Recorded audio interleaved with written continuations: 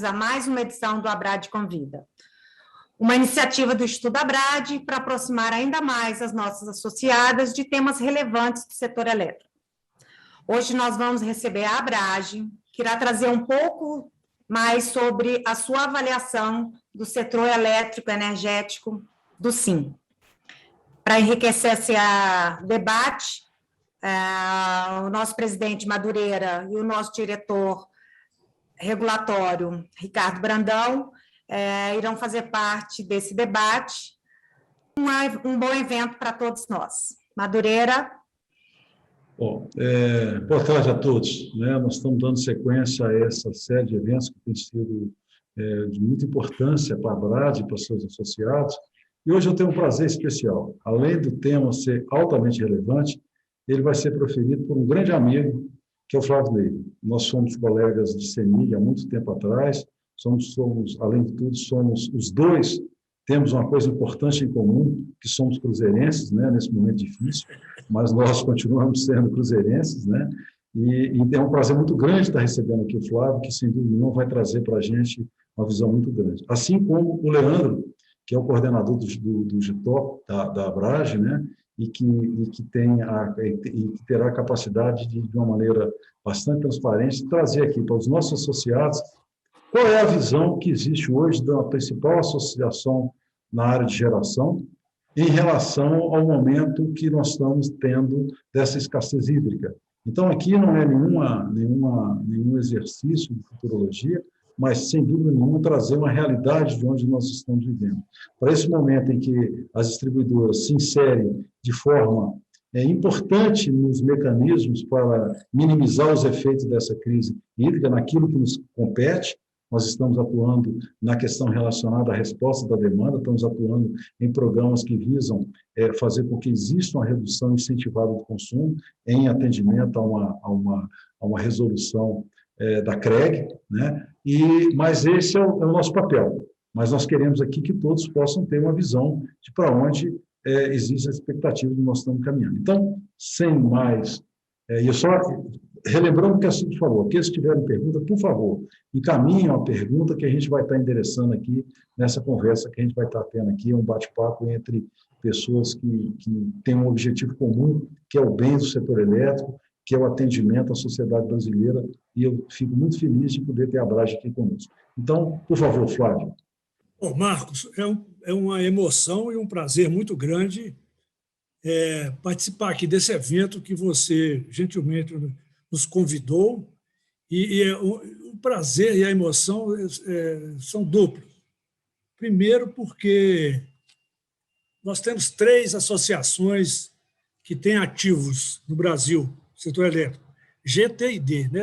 G somos nós, que representa aí 90% da geração brasileira despachada pelo ONS, o T, que é a Abrad, e vocês aí da Abrad.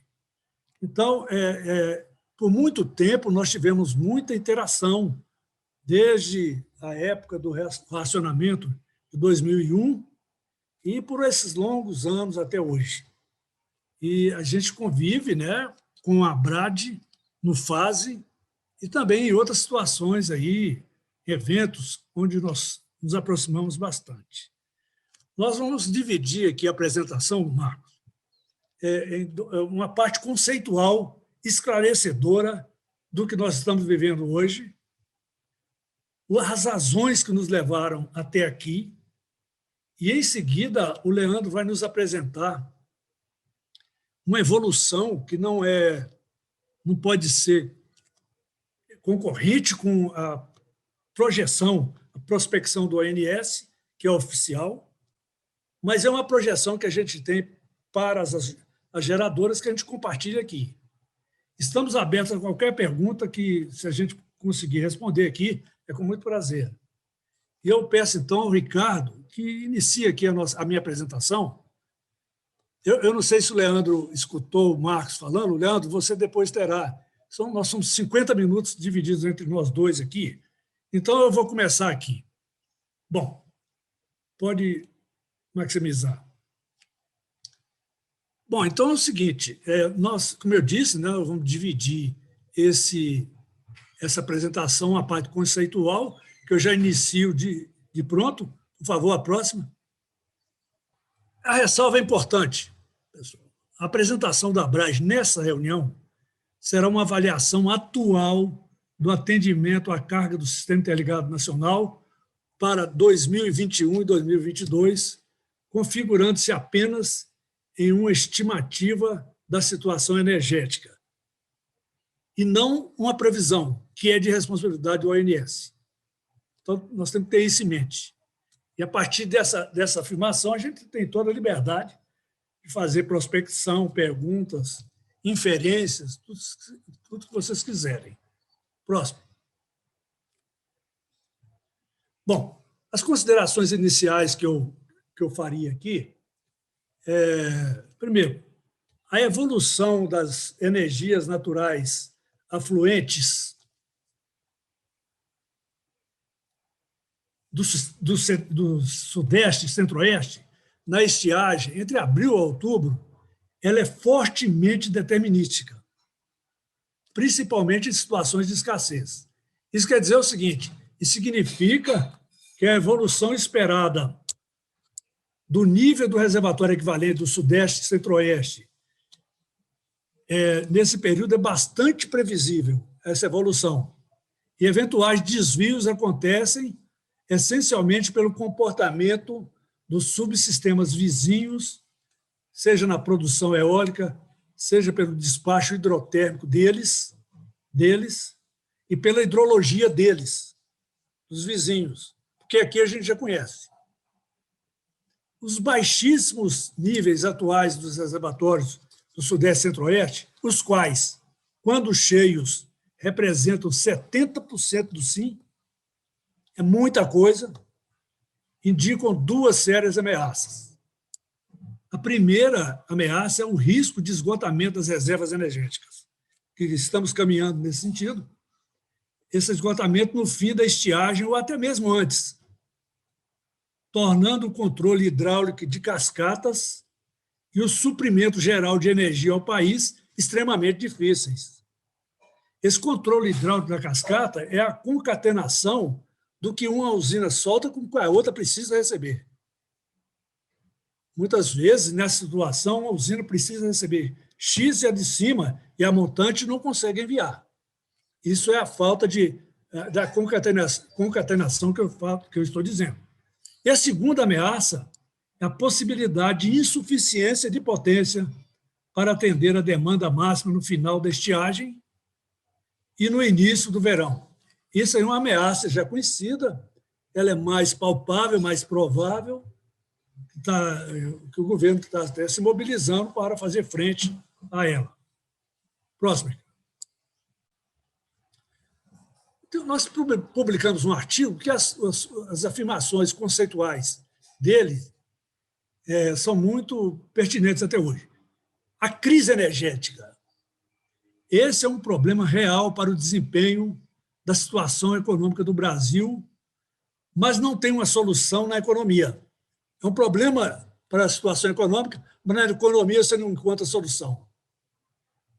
É um problema real para as relações de consumo nos ambientes de mercado livre e cativo, como esse que nós estamos conversando agora, mas não tem solução no mercado, como foi tentado no episódio de 2001, onde se pensava que o mercado colocaria usinas termoelétricas a qualquer hora, a pronta entrega, e não aconteceu nada disso.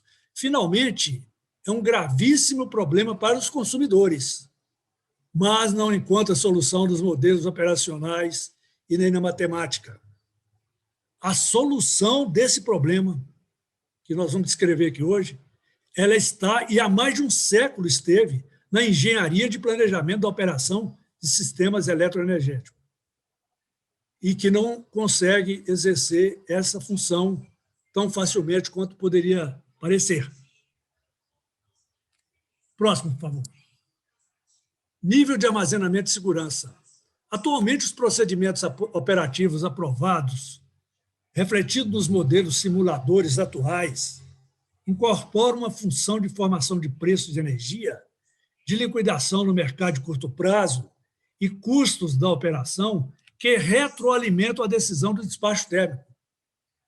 Então, o modelo do simulador, ele incorpora funções com a hidrologia futura, previsão, mercado, que dão um preço de energia que impede geração termoelétrica. É um círculo travador, que tem um intertravamento, vamos dizer assim. E a operação segura, porém, me perguntaram, qual a operação segura que a engenharia diria?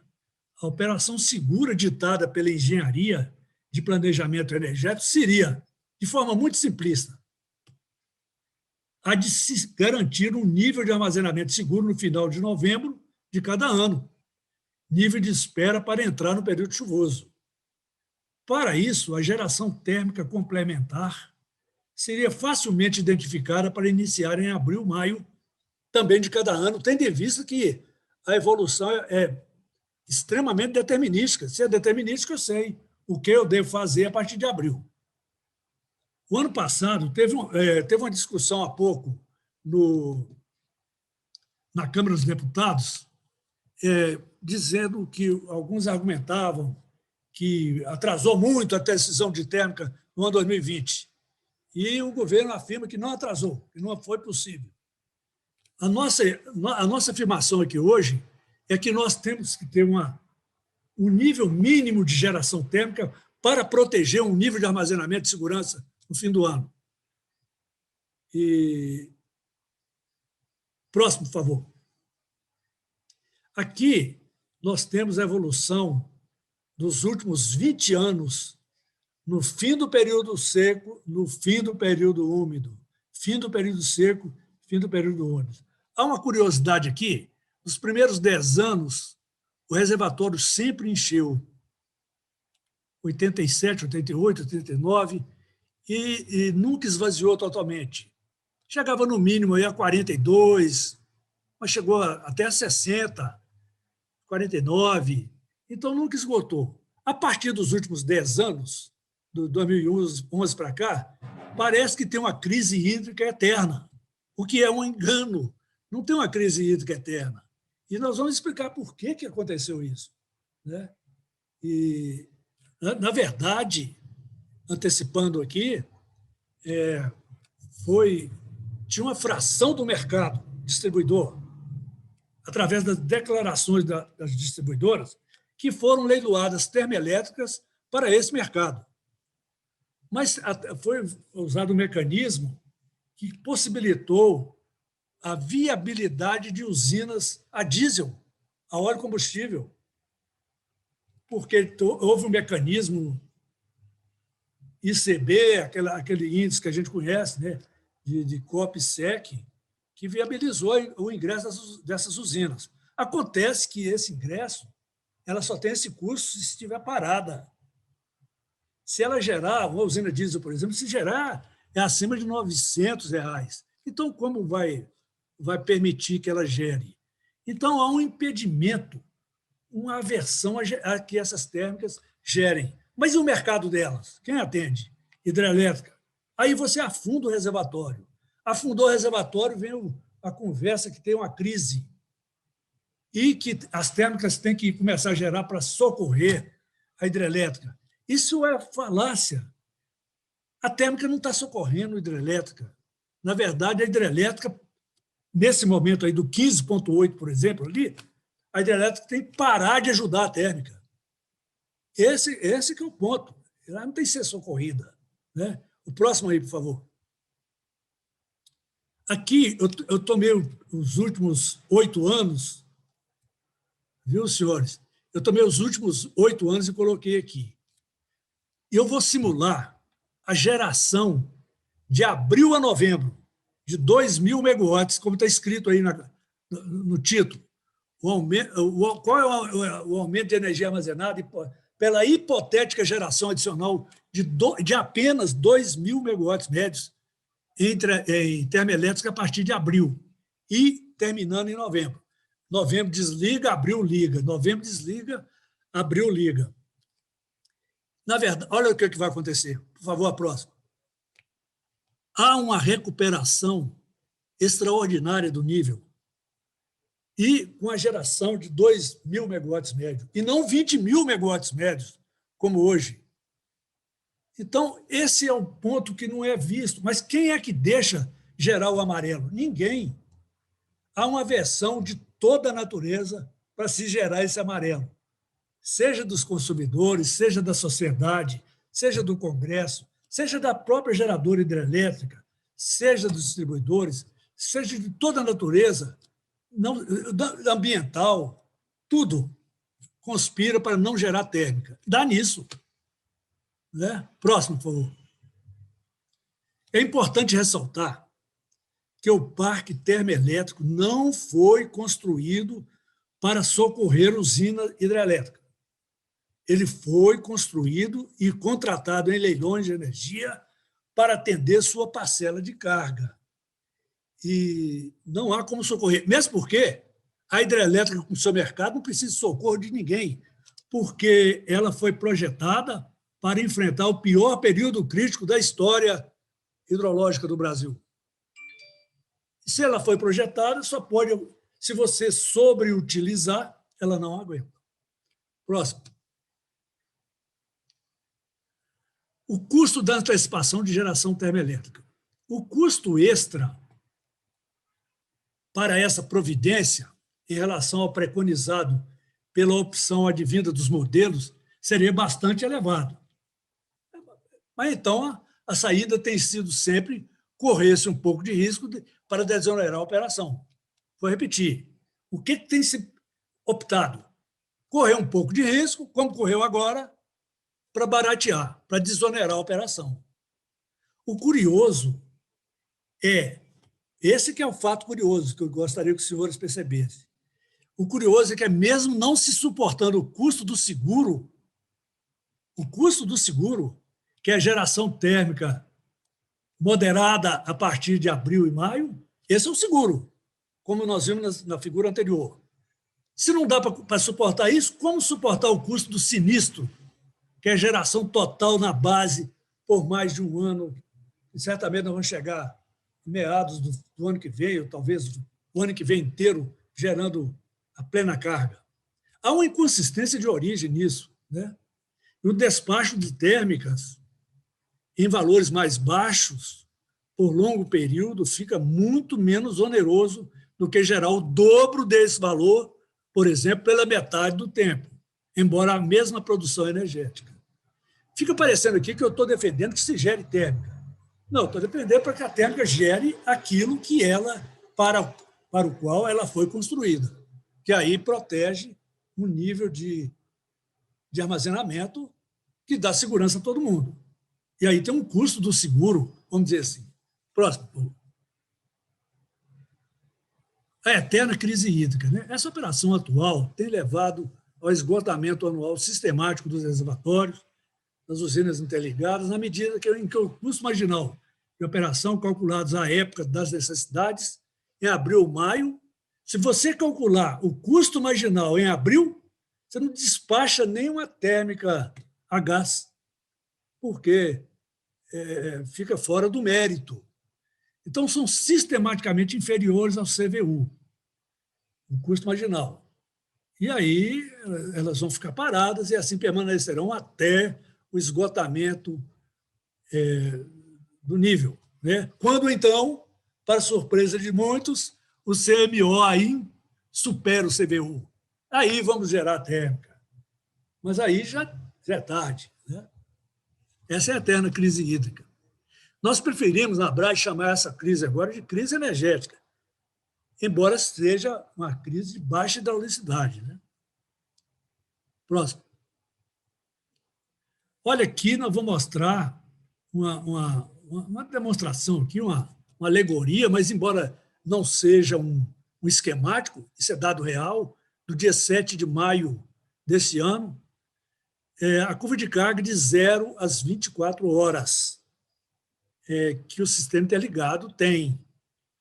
E aí eu convido a todos vocês a nos colocar na posição do ONS. Vamos atender essa carga.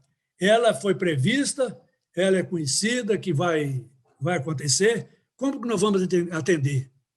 eu tenho certeza que o ONS faz o seguinte: vamos colocar a solar aí. Coloquemos a solar. Por favor, próximo. A solar dá nisso aí.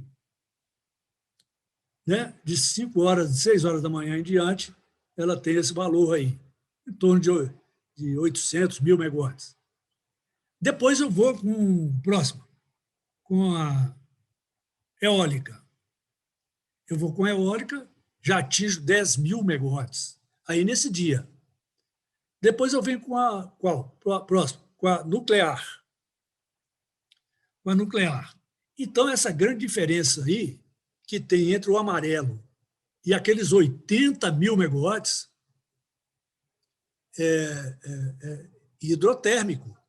Mas eu creio que ainda tem uma curva aí de térmico. Tem? Próximo. Essa aí é a da térmica que gerou esse dia. Cerca de 10 mil megawatts. 10, 12 mil megawatts. Então, está em torno de 20 mil aí a base. Acabou. Não tem mais. É a hidrelétrica, que vai fazer para gerar 60 mil na hora da ponta e cumprir uma variabilidade de 20 mil megawatts, que é da madrugada até a madrugada de 60 mil, até a hora da ponta de 80 mil. Essa variação, o único que consegue fazer é a hidrelétrica e a termoelétrica. Né? Eu costumo dizer o seguinte: nós não podemos ter raiva simultânea de hidrelétrica e termoelétrica. Quem tiver raiva simultânea das duas, enfrenta racionamento. Você pode ter raiva de uma. Se você tiver raiva de termoelétrica, nós vamos ter que brigar com a opinião pública brasileira para construir hidrelétrica. E o contrário, mutatis mutandis, se nós quisermos proteger rio, não sei o quê, e não construir, nós vamos ter que queimar gás. Porque são essas duas que fazem o grande enfrentamento. Eu poderia perguntar, e a eólica não vai, não? Vai, é muito bem-vinda. É uma dádiva nacional brasileira ter a eólica como nós estamos tendo hoje, na hora de 12 mil megawatts, talvez agora, nesse momento. E solar também bem-vinda. Mas essas duas, muitos brasileiros creem que seria a solução, é uma energia limpa, o Brasil é um território imenso, mas ainda não dá para fazer esse enfrentamento, mesmo porque essa carga que é 80 aí, em 2019 foi 92 mil megawatts. 92 mil megawatts nessa hora da ponta aí, em 2019. Próximo.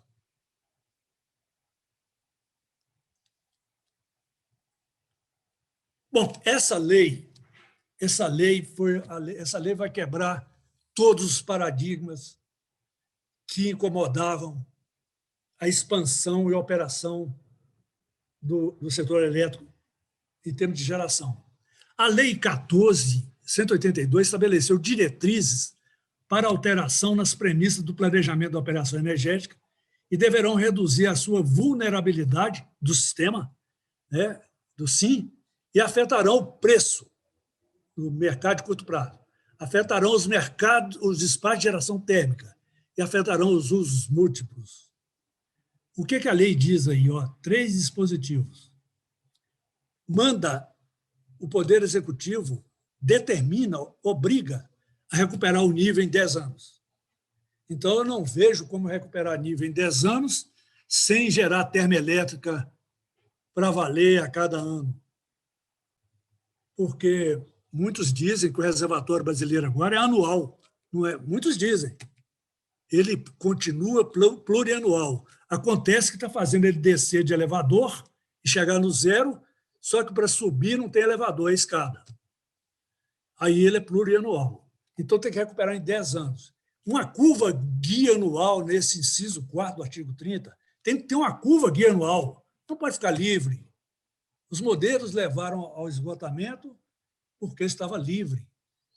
E uma definição para a ANA cumprir 3 faixas dentro do reservatório. Uma normal, uma de atenção e uma de restrição. Isso quer dizer o seguinte: a lei determina que nas 3 a hidrelétrica está presente. Né? Próximo.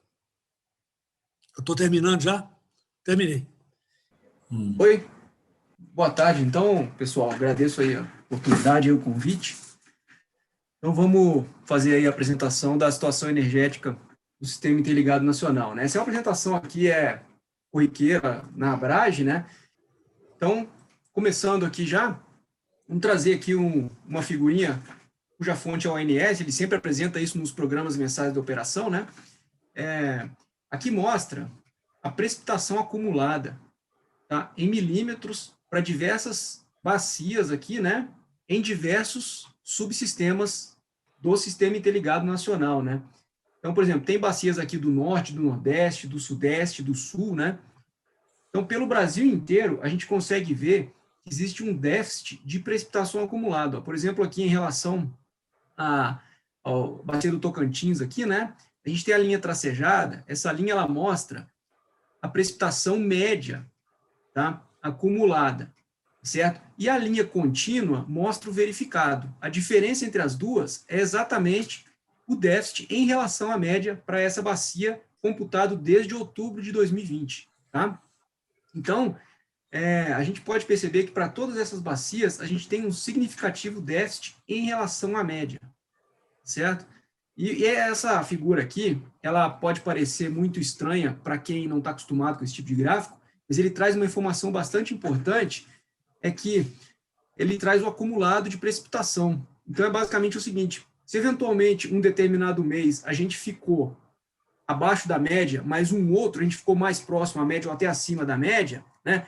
Como é que esse segundo mês ele foi suficiente ou não para compensar aquele mês que ficou abaixo da média, né? Então, a gente fica sem essa medida. E o que responde essa pergunta é exatamente esse tipo de gráfico, né? Porque a gente vê o acumulado ao longo do tempo, tá?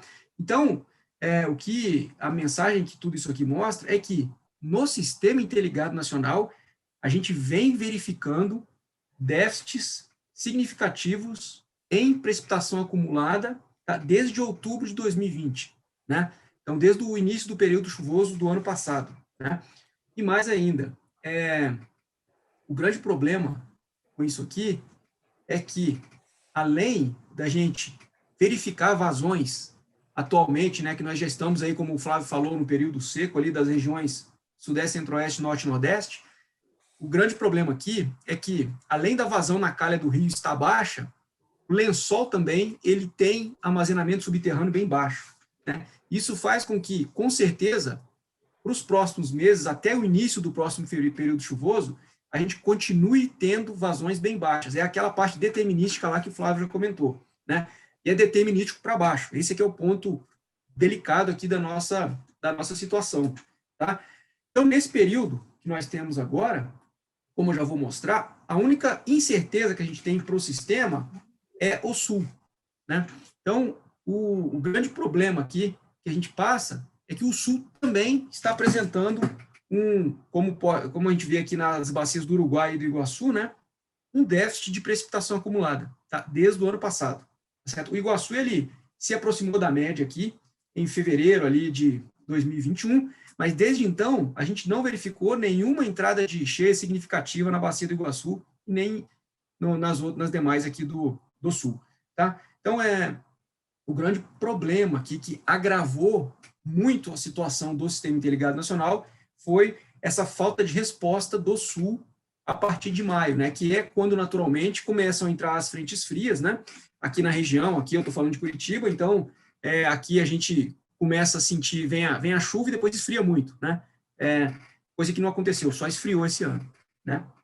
Então, tudo isso aqui culmina aqui nessa foto do sistema que eu vou mostrar agora, né? Eu vou fazer uma comparação entre a EAR, que significa energia armazenada, né? Para os 4 subsistemas aí do Sistema Interligado Nacional, né? Então, eu vou falar da EAR, energia armazenada, e da ENA, que é a energia natural afluente, né? Isso aqui, a ENA, basicamente, é quanto que a gente conseguiria gerar de energia com as vazões afluentes a todos os reservatórios, tá?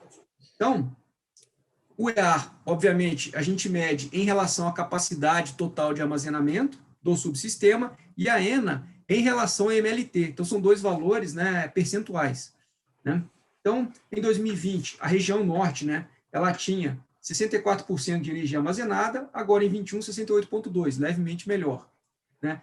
E a energia natural afluente, igual, 89% da MLT, que é a média de longo termo, né? É a média das enas e vazões ali, né? Na região norte. Então, a região norte, como eu já vou mostrar daqui a pouco, ela está tranquila em relação ao seu histórico passado, né? Ela está aqui como uma situação regular, exatamente porque o sistema é todo interligado, então a condição ruim do Sudeste e do Sul, elas trazem as regiões que estariam em boa situação, ou situação normal, para uma situação regular, exatamente porque essas regiões são quem vão socorrer aqui as regiões em situação ruim. Então, em pouco tempo, elas também ficarão em situação ruim, né? Tá? Então, em relação ao ano passado, o Nordeste, né, esteve com energia armazenada de 73,6%, e esse ano em 47,7%. Uma ENA, o ano passado, de 71% da MLT, da média de longo termo, e esse ano 47%. Tá? O destaque para o Nordeste, eu já vou comentar, é que o ano passado nós tivemos um período chuvoso muito positivo, o que é extremamente, que foi, né, considerado até um outlier, considerando os períodos recentes aí do Nordeste, né, que foi marcado aí por vazões muito baixas e próximas aí a 35%, 40% da média. Mas os detalhes do Nordeste eu também já vou falar daqui a pouquinho. O Sudeste, então, em situação ruim, né? O ano passado a gente tinha 40,2% de armazenamento e agora nós estamos aí na metade, né? 19,6% de armazenamento, né? Uma ENA de 77% da MLT, da média, né, o ano passado, e agora 55% da MLT, né? Essa média aqui de 55% do Sudeste, isso é o pior do histórico, tá? Então, a situação é bem crítica no Sudeste, realmente. Tá? Tudo isso decorrente de um período chuvoso frustrado na região Sudeste, né? E o Sul, né, arrastado pelo Sudeste em termos energéticos e também por uma diversidade hidrológica que não se apresentou, não se verificou nesse ano de 2021, né? Então, ano passado a gente tinha 59,2% de armazenamento, né, no dia 8 de setembro, né? E esse ano nós estamos com 25,8% de armazenamento. E uma ENA, né, uma energia natural fluente de 51% da média no ano passado e agora 24% da MLT. Né? Essa aqui é a foto do sistema comparada com a foto no mesmo dia do ano passado, que foi o dia 8 de setembro. Né? Agora, vamos falar do filme um pouquinho. Né? Aqui a gente tem o histórico aqui para a região Sudeste, tá? Sudeste-Centro-Oeste, né? O subsistema Sudeste-Centro-Oeste. As linhas contínuas, elas estão relativas ao eixo da esquerda, né? E elas registram o histórico de energia armazenada aqui para a região Sudeste-Centro-Oeste, né?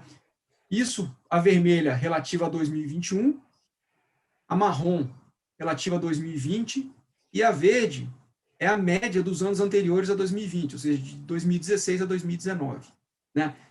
E as barras, né, juntamente com essa curva aqui em escada aqui, tá, elas estão relativas ao eixo da direita e correspondem à energia natural fluente na região Sudeste e Centro-Oeste. As barras escuras, elas mostram o que ocorreu no ano de 2021 e as barras claras no ano de 2020. Então, a gente percebe que no ano de 2020 as barras claras superaram essa escadinha aqui, ó. Essa escadinha representa a MLT, tá? Então, quando as barras elas estão acima da escadinha, quer dizer que naquele período, naquela semana, a vazão esteve, a ENA, a energia natural fluente, esteve acima da média. E quando ela está abaixo, significa que ela esteve abaixo da média, né? Então, as barras claras relativas a 2020, elas, em alguns momentos aqui do período chuvoso, elas estiveram acima da MLT, né? Em outros períodos abaixo. Então, com isso, né, a gente pode dizer que foi um período chuvoso normal, né? Então, o ano passado, essa evolução aqui dos armazenamentos, ela ocorreu de forma normal, tá? Lembrando que a gente teve o episódio da pandemia do Covid, né, que eu já vou falar um pouquinho sobre o rebatimento disso na carga, tá? Mas, de qualquer maneira, em relação ao período chuvoso, a ENAS, nós tivemos um ano normal para o Sudeste. O que ocorreu é que, no final de 2020 e início de 2021, esse ano, as vazões, né, desde lá de agosto aqui, quer dizer, o ano inteiro, né, mas agravadas aqui a partir de agosto, né, na região Sudeste e Centro-Oeste, né, as vazões ficaram abaixo da média e se mantiveram abaixo da média com o início do período chuvoso e o desenrolar do período chuvoso até o presente momento, tá? Então, desde lá do período de 2020, em que a gente verificou ENAS, energia natural fluente acima da média no Sudeste, nunca mais ocorreu, tá? A gente já tem 1 ano e meio que isso não ocorre no Sudeste, tá? Então, a grande raiz dessa crise hídrica pela qual nós estamos passando são esses números aqui que eu estou apresentando. Tá? Então, o Sul, o ano passado, então, né, ele passou por uma crise, né? O Sul teve 2 momentos de crise bem acentuado o ano passado, né? Não vou entrar em detalhes aqui a respeito dessa crise, mas foram 2 momentos, um no primeiro semestre e um no segundo, né? Como o Flávio já comentou aqui, no caso do segundo aqui, essa crise, esse depressionamento acentuado aqui, verificado na curva marrom do ano passado, em relativo a 2020, isso aqui foi uma decisão operativa do ONS, com base no resultado dos modelos que o Flávio falou que não funcionam, nem não funcionam mesmo, né? Então, isso aqui foi uma crise fabricada. A crise do primeiro semestre, como as barras aqui mostram, a gente realmente tinha vazões abaixo da média. Entretanto,